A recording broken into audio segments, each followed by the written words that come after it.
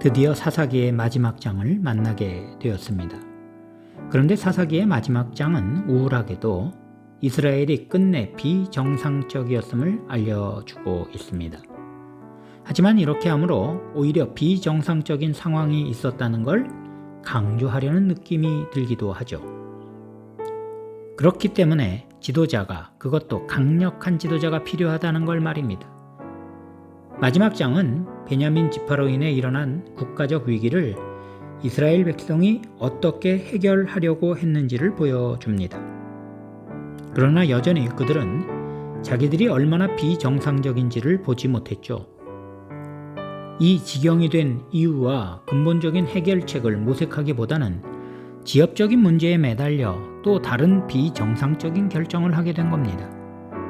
이스라엘은 모세와 여호수아가 그토록 하지 말라고 강조했던 가나안 족속과의 결혼을 별 죄책감 없이 하고 있었습니다. 그런데 막상 동족인 베냐민 지파에게는 이 전쟁의 책임을 물어 그들과 결혼하지 않겠다는 서원을 합니다. 또 무차별적 살육을 당해 단 600명만 남은 그들의 씨를 남기겠다며 베냐민과의 전쟁에 참여하지 않았다는 이유로 야베스 길르앗 사람들을 또 무참히 죽이고는 그 딸들을 베냐민 지파와 강제로 결혼시켜버립니다. 그래도 다 짝을 찾지 못하자 예전 우리나라의 보쌈이라는 악습과 같은 방법으로 나머지 짝을 구하게 했죠.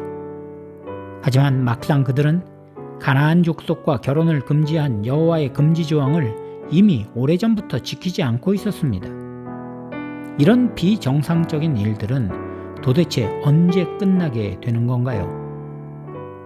사사기의 저자는 마지막으로 한 번 더 이런 비정상적인 상황이 이스라엘에 왕이 없었으므로 사람들이 각기 자기 생각대로 했기 때문이라고 밝힙니다.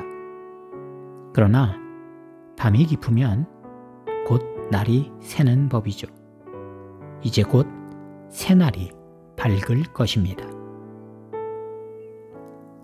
이 해설을 따라 이제 사사기의 마지막 장을 함께 들어보시겠습니다.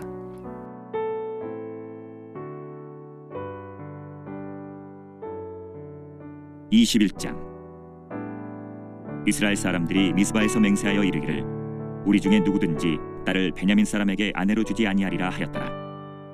백성이 베델에 이르러 거기서 저녁까지 하나님 앞에 앉아서 큰 소리로 울며 이르되 이스라엘의 하나님 여호와여 어찌하여 이스라엘에 이런 일이 생겨서 오늘 이스라엘 중에 한 지파가 없어지게 하시나이까 하더니 이튿날에 백성이 일찍이 일어나 거기에 한 제단을 쌓고 번제와 화목제를 드렸더라.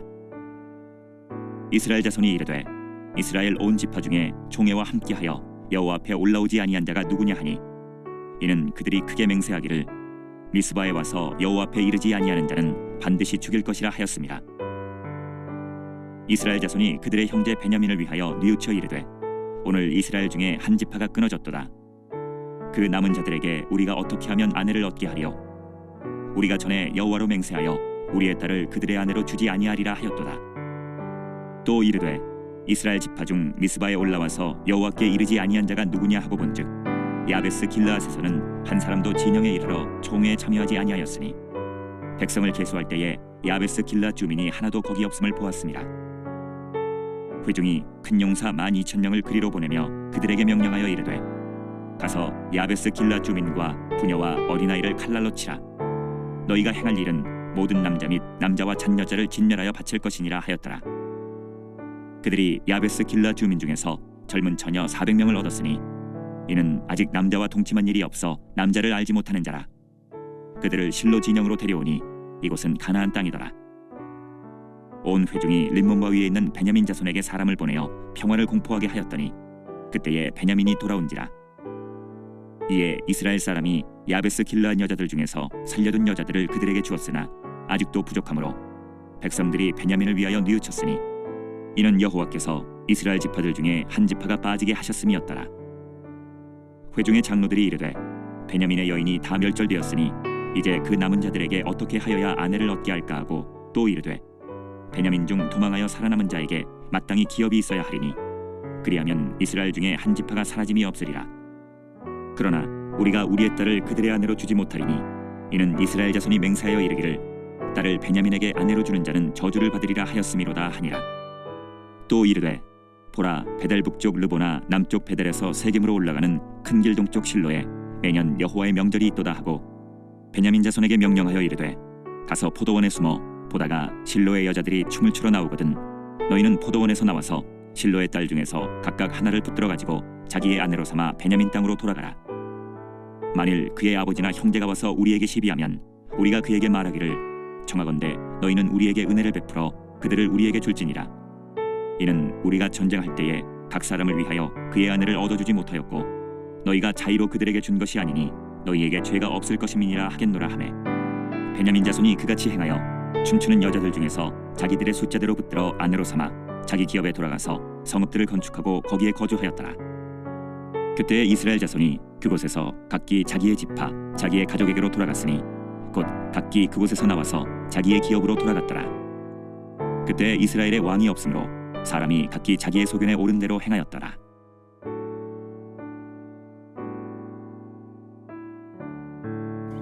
오늘 우리는 말씀을 따라 이렇게 기도하겠습니다. 어두운 세상에 빛으로 오신 주님, 이 시대의 어두움 속에 우리를 빛으로 부르셨사오니 그 빛된 사명을 다함으로 시대를 밝히는 거대한 등불이 되게 하여 주옵소서. 이런 기도의 제목으로 우리 함께 기도드리겠습니다.